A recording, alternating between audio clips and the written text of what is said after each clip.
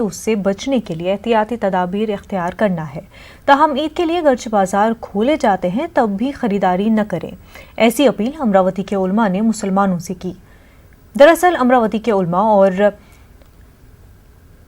Ideal practitioner association doctors की तंजीम की जानिब से मुश्तरका प्रेस कॉन्फ्रेंस का इनेकाद किया गया। अब्दुल्ला हॉल में मुनक्किदा इस प्रेस कॉन्फ्रेंस में जहां उलमा ने मुसलमानों से रवा साल ईद सादगी से मनाने और ईद के मौके पर सोशल डिस्टेंसिंग का खास ख्याल रखने की अपील की, तो वहीं शहर के मुस्लिम डॉक्टर्स ने कोरोना वायरस की अलामतें, उससे बचने की एहतियाती तदाबीर से मुतारिफ कराया।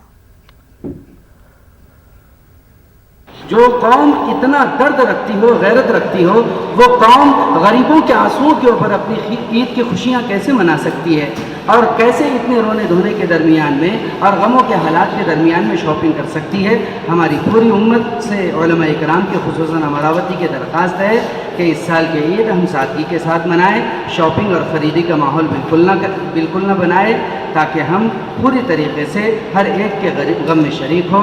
अल्लाह ताला करे कि हमें इस पर अमल की तौफीक हो जाए। अमरावती शहर में मुस्लिम डॉक्टर्स की एक बहुत ही हेल्दी ऑर्गेनाइजेशन, एक संगठन काम कर रही है जिसका नाम है IPA, आइडियल प्रैक्टिशनर एसोसिएशन। और माशाल्लाह IPA हमारी पिछले 1 से 1.5 महीने से, जब से ये कोरोना का पेंडेमिक शुरू हुआ है, हर तरह की वो कोशिश कर रही है गली मोहल्लों में जाके पेशेंट्स को स्क्रीन करना, उनको। कर्नाटक रियासती वक्फ बोर्ड मिल्लत के लिए फौरी तौर पर खसूसी पैकेज का ऐलान करे।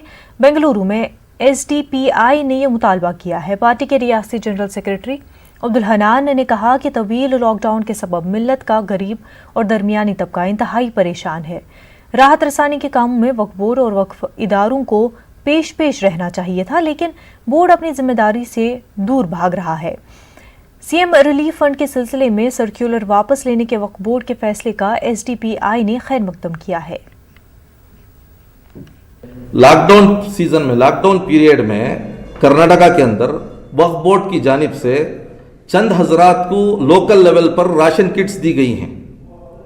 उसके अलावा एक बड़ा पैकेज, इतनी बड़ी इनकम रखने वाले ये इदारे अब तक एक मीटिंग भी नहीं किए हैं और इनके पास कोई बड़ा पैकेज भी नहीं है। अगर पैकेज है तो वो ऐलान करें। और आइंदा दिनों में social democratic party of India Waqf board के मामलात को इस तरीके से फजूल अंदाज में चर्चा करने, सर्कुलर जारी करने और शाये करने की। कोरोना के बहादुरों को एजाज पेश करने के लिए बेंगलुरु में एक पुरवकार तकरीब मुनक्किद हुई। अपने जानों को हथेली में लिए अवाम की दिन रात खिदमत करने वाले डॉक्टर्स, नर्स, आशा कारकुनों, पुलिस, सफाई कर्मचारी को एजाज से नवाजा गया। बेंगलुरु के हबाल असेंबली हल्के के MLA बीरती सुरेश ने ये खूबसूरत पहल की। बीरती सुरेश ने कोरोना के बहादुरों को एक वसी ग्राउंड में मदऊ करते हुए उन्हें नए कपड़े का तोहफा, मिठाइयाँ पेश की और उनकी खिदमत का एतराफ़ किया। इस मौके पर बेंगलुरु महानगर पालिका के अपोजिशन लीडर अब्दुल वाहिद ने कहा कि हुबाली असेंबली हल्के में हालात बेहतर है।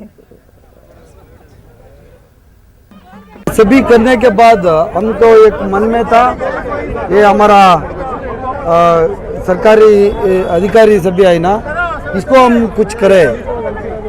इतना वो अपना जीवन का, अपना हेल्थ का ख्याल न रखते, सभी पब्लिक का सेवा किया।